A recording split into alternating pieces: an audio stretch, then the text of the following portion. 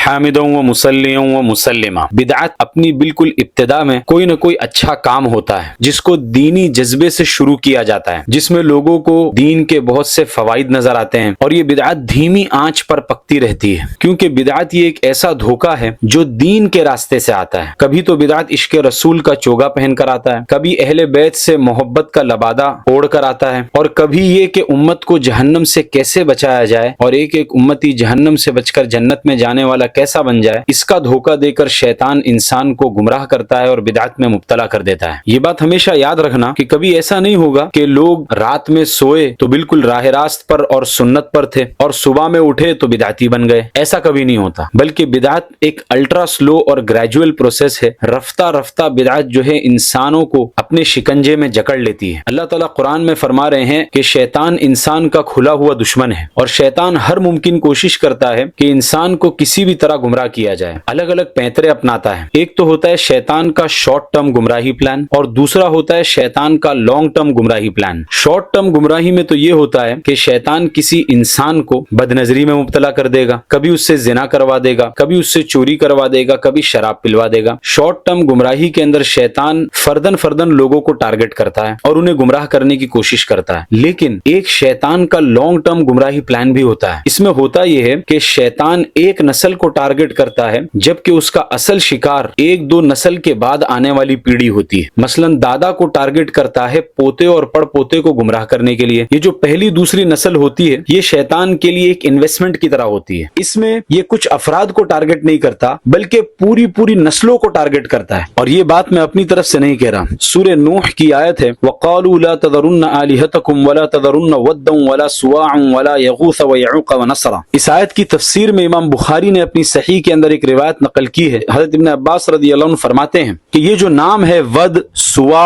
یغوث، یعوق اور نصر، یہ نوح علیہ السلام کے بڑے نیک لوگوں میں ان کا شمار تھا۔ جب ان کا انتقال ہوا تو شیطان نے ان لوگوں سے کہا کہ کیوں نہ تم ان لوگوں کی تصویریں بنا لو اور ان کو اپنی عبادت گاہوں میں نصب کر دو۔ پھر لوگوں نے اسی طرح کیا۔ عبادت تو ان کی نہیں کی جاتی تھی، اس زمانے میں عبادت اللہ ہی کی جاتی تھی، لیکن جب وہ نسل گزری، اس کے بعد دوسری اور پھر تیسری نسل آئی، تو ان لوگوں نے انہی بتوں کے سامنے سجدہ کرنا شروع کر دیا۔ حافظ عماد الدین ابن کثیر رحمۃ اللہ علیہ، جن کی وفات 774 ہجری کے اندر ہوئی، وہ اپنی مشہور کتاب تفسیر ابن کثیر میں ایک اور روایت تفصیل کے ساتھ نقل کرتے ہیں کہ یہ ود نامی آدمی مسلمان تھا اور لوگوں میں بڑا محبوب تھا۔ جب اس کا انتقال ہوا تو لوگ اس کی قبر کے اوپر جمع ہو گئے اور بہت زیادہ رونے دھونے لگے۔ جب ابلیس نے لوگوں کا اس طرح غم اور رونا دیکھا تو وہ انسانی شکل میں آیا اور لوگوں سے کہا کہ کیا ہی اچھا ہو اگر میں ان کی ایک تصویر تمہارے لیے بنا دوں اور تم اسے اپنی عبادت گاہ کے اندر رکھ دو تاکہ تم انہیں یاد کر سکو اور تمہارا غم ہلکا ہو جائے۔ لوگوں نے اس کی رائے کو قبول کیا اور ابلیس نے انہیں ایک تصویر بنا کر دے دی۔ یہ معاملہ چلتا رہا۔ کچھ دنوں کے بعد اس نے کہا کہ کیا ہی اچھا ہو اگر میں تم میں سے ہر ایک شخص کو الگ الگ تصویر بنا کر دے دوں اور تم اسے اپنے گھر میں بھی رکھ لو تاکہ تم وہاں بھی انہیں یاد کرتے رہو اور تمہارا غم ہلکا ہوتا رہے۔ لوگوں نے اس سے بھی اگری کیا اور سب کو اس نے ایک ایک تصویر بنا کر دی، اور معاملہ اسی طرح چلتا رہا اور زمانہ گزرا۔ پھر ان کی اولادیں ہوئی۔ ان اولادوں نے اپنے بڑوں کو دیکھا کہ یہ تصویریں سامنے رکھتے ہیں، عبادت تو اللہ کی کرتے ہیں لیکن تصویریں بھی سامنے رکھتے ہیں۔ پھر جب ان اولادوں کی اولادیں ہوئی تو ان بزرگوں کو یاد کرنے کا معاملہ پورے طور پر ختم ہو گیا اور انہی تصویروں کی عبادت کی جانے لگی۔ یہاں پر آپ دیکھیے شیطان نے کس طرح آئندہ آنے والی نسلوں کو ٹارگٹ کرنے کے لیے تین نسل پہلے سے ہی کام شروع کر دیا۔ شرک اور بدعت یہ اسی طرح رفتہ رفتہ انسان کی زندگی میں سرایت کرتی ہے، یہ اچانک کہیں سے نہیں آ جاتی۔ آئیے آج ہم قرآن سے بدعت کو ڈیکوڈ کریں گے اور سمجھیں گے کہ بدعت ایکچوئل میں کام کس طرح کرتی ہے۔ سورہ حدید آیت نمبر 28 میں اللہ تعالیٰ فرماتے ہیں وَرَهْبَانِيَّةً ابْتَدَعُوهَا مَا كَتَبْنَاهَا عَلَيْهِمْ إِلَّا ابْتِغَاءَ رِضْوَانِ اللَّهِ فَمَا رَعَوْهَا حَقَّ رِعَايَتِهَا فَآتَيْنَا الَّذِينَ آمَنُوا مِنْهُمْ أَجْرَهُمْ وَكَثِيرٌ مِنْهُمْ فَاسِقُونَ۔ اس آیت میں اللہ تعالیٰ نے عیسائیوں کو ڈانٹ پلائی ہے کہ ان لوگوں نے ایک رہبانیت کی بدعت کو اپنی طرف سے گھڑ لیا تھا۔ اس آیت کا پس منظر یہ ہے، مفتی شفیع صاحب رحمۃ اللہ علیہ نے اپنی کتاب معارف القرآن جلد 8 میں لکھا ہے کہ حضرت عیسیٰ علیہ السلام کے جانے کے بعد جب لوگ فسق و فجور کے اندر مبتلا ہو گئے تو جو سردار اور بادشاہ تھے انہوں نے کھلم کھلا انجیل کی مخالفت شروع کر دی۔ جب ان کے علماء اور نیک لوگوں نے انہیں روکا تو انہیں قتل کر دیا گیا۔ تھوڑے بہت جو نیک لوگ بچے تھے انہوں نے یہ سوچا کہ اگر ہم بھی انہیں منع کریں گے اور نہیں انل منکر کریں گے تو یہ لوگ ہمیں بھی قتل کر دیں گے، اور اگر ہم انہی کے ساتھ میں گھل مل کر رہیں تو ہمارا دین برباد ہو جائے گا۔ تو اس کا سب سے آسان حل انہوں نے یہ سوچا کہ ہم رہبانیت اختیار کر لیتے ہیں، دکان، کھیتی باڑی، کام کاج سب چھوڑ چھاڑ کر جنگلوں، پہاڑوں اور صحراؤں میں خانہ بدوش کی زندگی اختیار کر لیں گے، نہ نکاح کریں گے، نہ کمانے کی ضرورت پڑے گی اور نہ لوگوں کے ساتھ ملنے جلنے کی ضرورت پڑے گی۔ اس کا فائدہ یہ ہوگا کہ ہم اپنے دین کی حفاظت کر لیں گے اور قیامت کے دن ہماری نجات ہو جائے گی۔ اب دیکھو یہ جو رہبانیت کا کام انہوں نے شروع کیا تھا یہ دین نہیں تھا، یہ ایک نیا کام تھا، اور اس کا مقصد کیا تھا کہ دین کی حفاظت ہو۔ لیکن بعد میں جب ایک دو نسل گزری تو اس کے بعد کے لوگوں نے اسی کام کو دین بنا لیا، وہ یہ بھول گئے کہ یہ تو ایک نیا کام تھا جو اصل دین کی حفاظت کے لیے شروع کیا گیا تھا، اور انہوں نے اسی کام کو دین کے اندر شامل کر دیا اور رہبانیت کو دین بنا لیا، اور اس نئے کام اور رہبانیت کی اہمیت اتنی زیادہ بڑھا دی کہ عیسائی دنیا میں انہیں اسپیشل پروٹوکول ملنے لگا، بلکہ کچھ نسلوں بعد تو عوام ان لوگوں میں ڈیوائن پاور اور خدائی اختیارات بھی ماننے لگی، یعنی رہبانیت کو انہوں نے حد پر نہیں رکھا، حد سے آگے بڑھا دیا، اور اس میں اتنا غلو کیا کہ دین کے دوسرے احکامات اس کے سامنے کمتر اور پھیکے لگنے لگے۔ یہ ایک بدعت کی خاص کوالٹی ہوتی ہے کہ بدعتی اپنی خاص بدعت کو اتنا زیادہ اہم اور امپورٹنٹ بنا دیتا ہے کہ دین کے دوسرے سارے احکام اس بدعت کے سامنے کمتر اور ہیچ نظر آتے ہیں۔ مثلا بریلویوں کو آپ دیکھ لو، جشن عید میلاد کو ان لوگوں نے اتنا اہم بنا دیا کہ عصر، مغرب، عشاء ساری نمازیں قضا کر دیتے ہیں اور انہیں کوئی فرق بھی نہیں پڑتا۔ اسی طرح شیعہ لوگ 10 محرم کے دن ماتم کی اپنی اس بدعت کے اندر اتنے مشغول ہو جاتے ہیں کہ نمازیں ساری قضا ہو جاتی ہیں اور انہیں اس کی پرواہ بھی نہیں ہوتی۔ بالکل اسی طرح تبلیغی جماعت کے 4 ماہ، چلہ، خروج، گشت اور لوگوں کو دعوت دینا، اس کو بھی ان لوگوں نے اہم بنا دیا، اور اتنا اہم بنا دیا کہ مولانا الیاس صاحب رحمۃ اللہ علیہ کا قول بیانوں میں نقل کیا جاتا ہے، جس میں مولانا یہ فرماتے ہیں کہ اگر میں مسجد میں نفل نماز پڑھ رہا ہوں اور اگر کوئی شخص مسجد میں آئے تو میں اپنی نفل نماز توڑ کر اس کو دعوت دوں گا اور اس کے بعد اپنی نفل پوری کروں گا، جبکہ صحیح مسئلہ تو یہ ہے کہ نفل شروع کرنے کے بعد وہ واجب ہو جاتی ہے، آپ اس کو توڑ نہیں سکتے۔ جب تک آپ نفل نماز شروع نہ کریں تب تک تو وہ نفل ہے، لیکن جب آپ نے نماز شروع کر دی اب وہ نماز واجب ہو گئی، اب انسان کو اس بات کا اختیار نہیں ہے کہ وہ اس کو توڑ دے۔ اللہ تعالیٰ قرآن کے اندر فرما رہے لا تبطلوا اعمالکم، اپنے اعمال کو باطل مت کرو، لیکن تبلیغی احباب مولانا الیاس صاحب کے اس جملے کو بڑے فخر سے بیان کرتے ہیں۔ اب آئیے دوبارہ ذرا قرآن کی آیت کی طرف جو ہم نے تلاوت کی تھی، وَرَهْبَانِيَّةً ابْتَدَعُوهَا مَا كَتَبْنَاهَا عَلَيْهِمْ إِلَّا ابْتِغَاءَ رِضْوَانِ اللَّهِ، اس آیت سے ہمیں 4 پوائنٹس پتہ چلتے ہیں۔ پوائنٹ نمبر 1، اس آیت کی ابتدا میں اللہ تعالیٰ نے فرمایا وَرَهْبَانِيَّةً ابْتَدَعُوهَا، کہ اس رہبانیت کی بدعت کو عیسائیوں نے خود ایجاد کیا تھا۔ مَا كَتَبْنَاهَا عَلَيْهِمْ، ہم نے اس رہبانیت کو ان پر فرض نہیں کیا تھا۔ بعض اوقات ایسا ہوتا ہے کہ امت کے کچھ علماء اور صلحاء اللہ کی رضا کے لیے کسی دینی جذبے کے پیش نظر یا کسی خاص دینی فائدے کے لیے ایک نیا کام شروع کرتے ہیں، ایک ایسا کام جس کا حکم نہ تو قرآن میں ہوتا ہے اور نہ حدیث میں ہوتا ہے، یعنی اس کام کا حکم اللہ تعالیٰ کی طرف سے نہیں ہوتا، لیکن دینی فائدے کے لیے اسے اختیار کر لیا جاتا ہے۔ یہ ہوتا تو نیا کام ہے لیکن دین میں مقصود نہیں ہوتا، بلکہ اس کام کے ذریعے سے دین تک پہنچنا مقصود ہوتا ہے اور اس کام کو ذریعے کے طور پر استعمال کیا جاتا ہے۔ آگے اللہ تعالیٰ فرماتے ہیں اِلَّا ابْتِغَاءَ رِضْوَانِ اللَّهِ، کہ اس کام کو شروع کرنے والے بڑے ہی مخلص ہوتے ہیں اور خالص اللہ کی رضامندی کے لیے وہ یہ کام شروع کرتے ہیں، اور یہ بدعت کی بالکل ابتدائی حالت ہوتی ہے، اور اگر اسی حالت پر کام باقی رہے تو اس میں کچھ نقصان اور کوئی مذائقہ بھی نہ ہو۔ لیکن ہوتا کیا ہے؟ پوائنٹ نمبر 2، جس کو اللہ تعالیٰ قرآن میں فرما رہے ہیں فَمَا رَعَوْهَا حَقَّ رِعَایَتِهَا، کہ اس نئے کام کو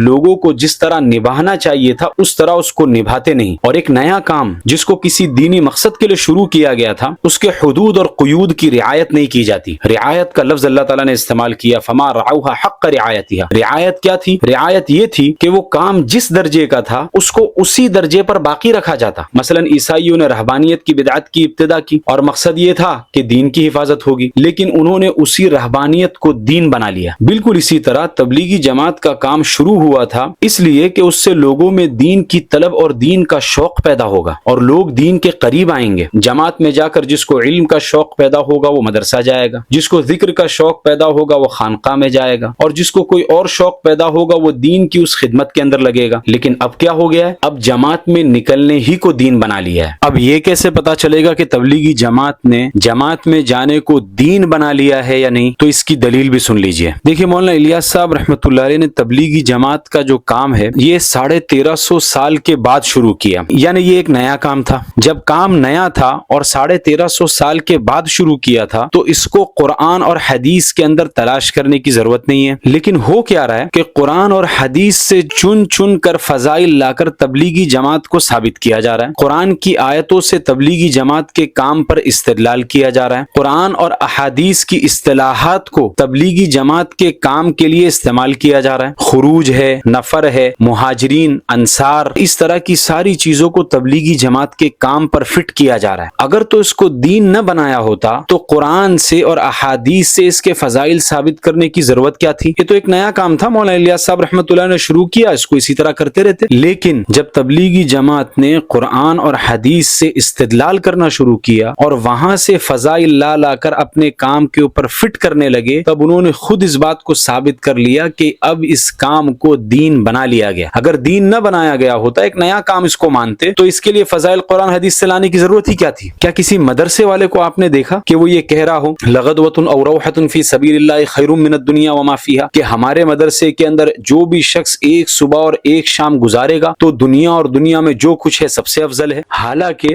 امام ترمذی نے اپنی سنن کے اندر حدیث نقل کی ہے، من خرج فی طلب العلم فکان فی سبیل اللہ حتی یرجع، جو شخص علم حاصل کرنے کے لیے نکلتا ہے جب تک کہ وہ لوٹ نہ آئے وہ اللہ کے راستے میں ہوتا ہے. تو مدارس والوں کا تو اللہ کے راستے میں ہونا خود حدیث سے ثابت ہے. خدا آپ صلی اللہ علیہ وسلم کا ارشاد ہے. اس کے باوجود کوئی بھی مدرسے والا اس حدیث کے ذریعے سے لوگوں کو اپنے مدرسے کی طرف نہیں بلاتا. جانتے ہیں اس کی وجہ کیا ہے؟ وجہ اس کی یہ ہے کہ مدارس والے جانتے ہیں کہ یہ جو ہمارا مخصوص طریقے سے مدرسہ چلانا یہ احداث للدین ہے، اور یہ جو فضیلت حدیث کے اندر وارد ہوئی ہے یہ عمومی فضیلت ہے. تو کسی بھی عمومی فضیلت کو کسی خاص چیز کے اوپر فٹ کرنا یہ درست نہیں ہے. پہلے لوگوں کو جماعت میں نکالا جاتا تھا دین پر لانے کے لیے، اب لوگوں سے دین کے کام چھڑوائے جا رہے ہیں جماعت میں جانے کے لیے. کہہ رہے آپ مدرسے میں پڑھا رہے ہو، اس کا فائدہ بہت کم ہے، یہاں پر امت مرتد ہو رہی ہے، آپ جماعت میں چلو. آپ خانقاہ کے اندر اپنی اصلاح کروا رہے ہیں، گوشہ نشینی اختیار کر لیا آپ نے، جبکہ دوسری طرف امت بغیر کلمے اور نماز کے جا رہی ہے. آپ تو جماعت میں جاؤ. آپ تصنیف کر رہے ہو، کتاب لکھ رہے ہو، چھوڑو یہ سب. آپ ایک ایک کے گھر پہ جا کر خود دعوت دو. کتاب لکھنا دعوت کا سنت طریقہ تھوڑی ہے، بلکہ چل پھر کر لوگوں کے پاس جانا یہ سنت طریقہ ہے. ارے آپ عمرہ کرنے کے لیے جا رہے ہو، عمرہ کرنا فرض تھوڑی ہے. آپ نظام الدین 2 ماہ چلے جاؤ، پھر آپ رمضان میں آخری عشرے میں اعتکاف کرو گے. کیا تم جانتے نہیں کہ عبداللہ ابن عباس نے ایک آدمی کی مدد کے لیے اپنا اعتکاف توڑ دیا تھا؟ تو بتاؤ امت کو جہنم سے بچانے سے بڑی کوئی مدد امت کی ہو سکتی ہے؟ چھوڑو اعتکاف، آپ رمضان کے ہر ہفتے کے 3 دن اللہ کے راستے میں لگاؤ. یہ سب انہی قلب موضوع کی کچھ مثالیں ہیں، ورنہ اہل بصیرت جانتے ہیں کہ معاملہ اس سے بہت آگے بڑھ چکا. پوائنٹ نمبر 3، اسی آیت میں اللہ تعالیٰ فرماتے ہیں فَآتَيْنَا الَّذِينَ آمَنُوا مِنْهُمْ أَجْرَهُمْ، کہ اس نئے کام کو کرنے والے لوگوں میں سے کچھ لوگ ایسے ہوں گے جو مخلص ہوں گے اور انہوں نے اس نئے کام کے حدود اور قیود کی رعایت کی ہوگی، اور اس نئے کام ہی کو دین نہیں بنایا ہوگا بلکہ اس نئے کام کے ذریعے سے اپنے دین کی حفاظت کی ہوگی. تو ایسے لوگوں کے بارے میں اللہ تعالیٰ فرما رہے ہیں کہ جو لوگ ان میں سے ایماندار ہوں گے تو ہم انہیں ان کا پورا اجر دیں گے. پوائنٹ نمبر 4، وَكَثِيرٌ مِّنْهُمْ فَاسِقُونَ، اس نئے کام کو کرنے والوں کی ایک بڑی تعداد بلکہ ان کی اکثریت اور میجورٹی یہ ان لوگوں کی ہوگی جنہوں نے فما رعوها حق رعایتها، اس نئے کام کی حدود اور قیود کی رعایت نہیں کی، اور اس نئے کام کو جس کا مقصد یہ تھا کہ آدمی دین تک پہنچے انہوں نے اسی کام کو دین بنا دیا. ایسے لوگوں کے بارے میں اللہ تعالیٰ فرما رہے ہیں وَكَثِيرٌ مِّنْهُمْ فَاسِقُونَ، کہ ان کی اکثریت نافرمانوں اور فاسقوں کی ہوگی. ان 4 پوائنٹ سے ہمیں یہ پتا چلا کہ دین کی حفاظت ہی کے لیے صحیح، لیکن جب بھی دینی رنگ کے اندر کوئی نیا کام شروع کیا جائے گا تو اس کا انجام انتہائی خطرناک ہو سکتا ہے. بدعات کی دنیا میں اس طرح کی مثالیں بھری پڑی ہیں کہ کسی دینی جذبے سے ایک نیا کام شروع کیا جو نہ قرآن سے ثابت تھا اور نہ حدیث سے ثابت تھا، بس ایک دینی جذبے اور دینی فائدے کے لیے شروع کیا، لیکن غلو کے راستے سے ہو کر وہ بدعت تک جا پہنچا. بدعت کا دستور یہی ہے کہ وہ شریعت کے اگینسٹ اور اپوزٹ سے اور سامنے کی طرف سے نہیں آتی، بلکہ وہ عامتاً کسی دینی مصلحت یا کسی دینی جذبے کے پیش نظر اندر ہی سے پیدا ہوتی ہے. پھر ہوتا یہ ہے کہ کسی نیک بندے اور بزرگ شخصیت کے ساتھ وہ نیا کام منسوب ہوتا ہے، اور پھر اس بزرگ کی وجہ سے اس نئے کام میں تقدس اور پاکیزگی کا ایک کلر چڑھتا ہے. پھر لوگ اس کے آس پاس جمع ہوتے رہتے ہیں اور اسے مضبوطی اور استحکام ملتا رہتا ہے، اور پھر لوگ آخر میں اسے دین بنا کر چھوڑتے ہیں. پھر جب امت کے علماء اس پر نکیر کرتے ہیں کہ یہ تو بدعت ہے تو آگے سے جواب آتا ہے اور عوام شور مچاتی ہے کہ دیکھو اتنی بڑی سنت کی مخالفت کر رہے ہیں، حالانکہ یہ کام سنت کہاں تھا، یہ کام تو قرآن اور حدیث سے ثابت ہی نہیں تھا. ایک حدیث سنا کر میں اپنی اس کلپ کو ختم کرتا ہوں. ایک محدث ابو محمد عبداللہ بن عبد الرحمن دارمی رحمۃ اللہ علیہ، جن کی وفات 255 ہجری میں ہوئی، انہوں نے اس حدیث کو اپنی کتاب مسند دارمی کے اندر نقل کیا ہے. حضرت عبداللہ ابن مسعود فرماتے ہیں کہ لوگوں تمہارا اس وقت کیا حال ہوگا جب تم پر فتنہ چھا جائے گا، اور وہ اتنا طویل و عریض فتنہ ہوگا کہ بڑی عمر کا آدمی اس میں بوڑھا ہو جائے گا اور چھوٹی عمر کا بچہ اس فتنے میں جوان ہو جائے گا، اور ہوگا یہ کہ لوگ اسی فتنے کو سنت بنا لیں گے، اور جب اس میں کوئی تبدیلی کی جائے گی یا اس پر نکیر کی جائے گی تو لوگ کہنے لگیں گے کہ دیکھو سنت کو بدلا جا رہا ہے۔ اسی لیے ہماری تبلیغی احباب سے درخواست ہے کہ جماعت میں جانے کا جو یہ کام ہے یہ ایک نیا کام ہے، اس کو آپ ہرگز دین نہ بنائیں، یہ دین نہیں ہے۔ اگر یہ دین ہوتا تو قرآن اور حدیث میں وضاحت سے اس کا حکم موجود ہوتا۔ ہماری مخلصانہ درخواست یہ ہے کہ اس نئے کام کی حدود اور قیود کی رعایت کی جائے، اس کو ایک ٹول اور ایک ذریعے کی طرح بس استعمال کیا جائے، اور جب تک لوگ اس کو ایک ٹول اور ذریعے کی طرح استعمال کریں گے تب تک بدعت سے ان کی حفاظت ہوگی، اور اگر اسی کام کو جماعت میں نکلنے کو دین بنا لیں گے تو بدعت میں ذرہ برابر بھی شک نہیں ہے۔ اللہ تعالی ہمیں دین کی صحیح سمجھ عطا فرمائے اور بدعت سے ہم سب کی حفاظت فرمائے۔ ذالک ذکریٰ للذاکرین، یہ نصیحت ہے نصیحت ماننے والوں کے لیے۔ ھذا وصلی اللہ علیہ وسلم۔